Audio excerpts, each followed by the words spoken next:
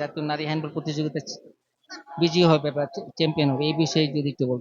ভাইয়া আমরা দীর্ঘ 2 মাস ধরে প্র্যাকটিস করতেছি এবং আমাদের ফুল টিম ধরেন যে 20-22 জন আমরা প্র্যাকটিস করেছি এবং আমরা সপ্তাহে 2-1 দিন আমরা গেম করেছি।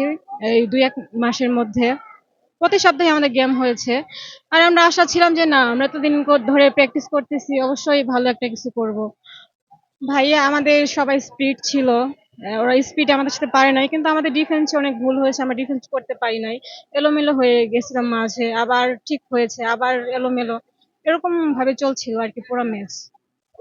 না ভাইয়া, আমার কোনো আক্ষেপ নাই, এক একজন এক এক সময় এক একজন সেরা প্লেয়ার হবে, এটাই নিয়ম। আর যে ভালো খেলবে অবশ্যই সেই হবে সেরা প্লেয়ার। আপনি আছেন ভাই আমি আনসারে 16 সাল থেকে আছি এখন পর্যন্ত। চুক্তি ভিত্তিক খেলোয়াড় নাকি স্থায়ীভাবে আপনি ওখানে জব? না, স্থায়ী না।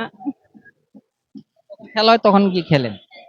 হ্যাঁ, যখন আমাদের প্রতি মাসে স্যালারি দেওয়া হয়, যখন খেলা হয় তখন আমাদের ডাকে 2-1 মাস, তখন প্র্যাকটিস করে দেন আমরা গেম। আগে কোন টিমে খেলতো? আনসারের আগে আমার 2016 সাল থেকে আমার হ্যান্ডবল ক্যারিয়ার শুরু। ওই 16 সাল থেকে আমি আনসারে আসি। আর ইন্টার স্কুল খেলা ছিল 16 সালে, ওইখানে আমরা ইন্টার স্কুল চ্যাম্পিয়ন হই, আর দেন ওইখানে ভালো খেলি, ওইখান থেকে চান্স পাই আনসারে, ওইখানে আসার পর থেকে এখন পর্যন্ত আছি। কোন এলাকা? ভাইয়া ফ্যামিলি থেকে কোনো হেল্প পাই নাই। আমার ফ্যামিলি না, আমার যে এলাকা ছিল মানে কেউ হেল্প করতো না। আর গ্রাম অঞ্চলে বুঝেনি তো কিরকম, মানে কেউ চাইতো না যে প্যান্ট পরে খেলুক, টি শার্ট পরে খেলুক। এখনো জানে যে যে আমি আসলে প্যান্ট পরে খেলি, যে আসলে এই প্যান্ট পরে খেলে কিরকম দেখাইস তো একটু, পরে যে আমাদের খেলাগুলো আছে ওগুলা দেখাই যে পরে। ভাইয়া এখন হয়েছে, কিন্তু এটা সে 5-6 বছর আগে এটা হয় নাই, এটা আমার নিজে অর্জন করে করেছি আর কি। সাব গেমসে যেহেতু আমার একটা সুযোগ আছে যে ইন্ডিয়া টিম পার্টিসিপেট করবে না, আর সেই সুযোগটা আমরা বাংলাদেশ টিম কাজে লাগাতে চাই। আপনি খেলেছেন? 18 সালে 5ম সাউথ এশিয়ান গেমস ছিলাম, তারপরে আপনার 19 সালে এসএ গেমসে ছিলাম, আর 19 সালে আরেকটা জুনিয়র ছিল, জুনিয়র গেম ছিল ওইটা, না এইচএফ না, ওইটা তো 18 মনে হয়, হ্যাঁ 18, হ্যাঁ 18। আলহামদুলিল্লাহ ওই দলে আমি আছি, আজকে আমার নাম ঘোষণা করলো, ভালো লাগছে শুনে। ঠিক আছে, তাহলে আপনাকে সবুজ বাংলার পক্ষ থেকে অনেক অনেক ধন্যবাদ। থ্যাংক ইউ ভাইয়া, আপনাকে ধন্যবাদ।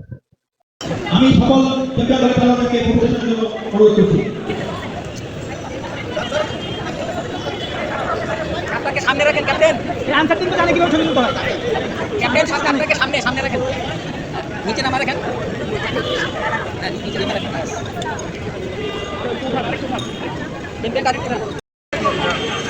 ধন্যবাদ সবাইকে।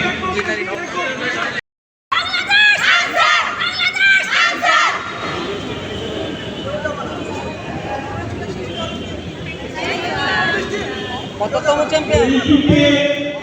বাংলাদেশ ভবিষ্যৎ কোচিং প্রশাসনের জন্য সামনে আসার জন্য